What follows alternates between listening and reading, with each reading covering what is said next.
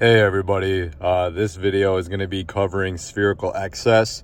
And so what you have here in this top panel is basically, it's a viewing device, and I drew that little 90-degree mark in there. So it's set to 90 degrees.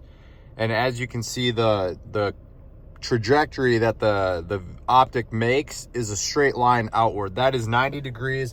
This straight line here is the zenith. And then this 90 is referencing this zenith. So if you go straight down and then straight across perpendicular, this 90 degrees is set to this device, this apparatus where it is. And so it's 90 degrees.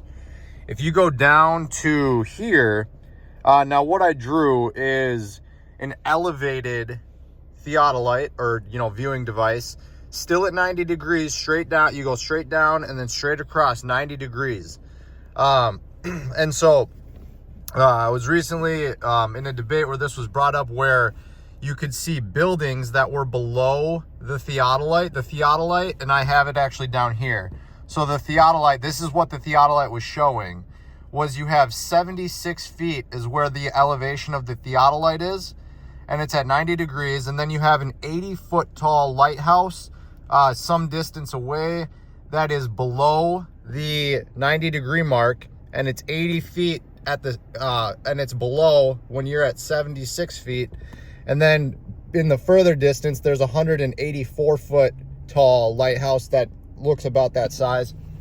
This is not necessarily to scale, but it does accurately portray that the 80-foot is below and the 184-foot is below that. So what theodolites do not take into account actually is that, one, there is apparent size. So these buildings will shrink just due to perspective alone. If you stand next to a big building, and you can basically cover most of it with your thumb, if you go a block away from the building, you suddenly cannot cover as much of the building. Things shrink as you go away from them. And then actually what you'll also, there's also apparent horizon. So some days you could see this and some days not. There's no geometric horizon to give you something tangible to work with. But really one of the things that I wanted to cover here was more accurately portrayed here. So if this viewing device is set to 90 degrees, this is 90 degrees here going straight out. And then this here I kind of just drew as like a vanishing line, this like curved thing here, and then it comes down. This would be like your vanishing point where the ground and sky meet. But this is set to 90 degrees from here. But here's the thing, is that this is 90, but there's all of this that is below the viewing device and the ground. And the ground, from perspective, maybe I should tilt it this way. The ground is rising upward towards your perspective as the ground is, or as the sky is going downwards towards your vanishing point. So you're looking out 90 degrees and you're elevated.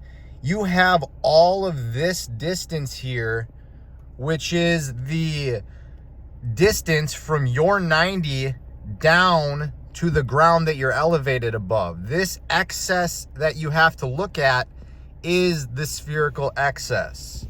That is what they are measuring, and that is what you get how you get your spherical excess. You're measuring the excess beyond your 90 degrees because you're 90 degrees with your zenith. You're not looking towards the ground. You're not aiming towards the ground. You're looking straight outwards. That's your excess.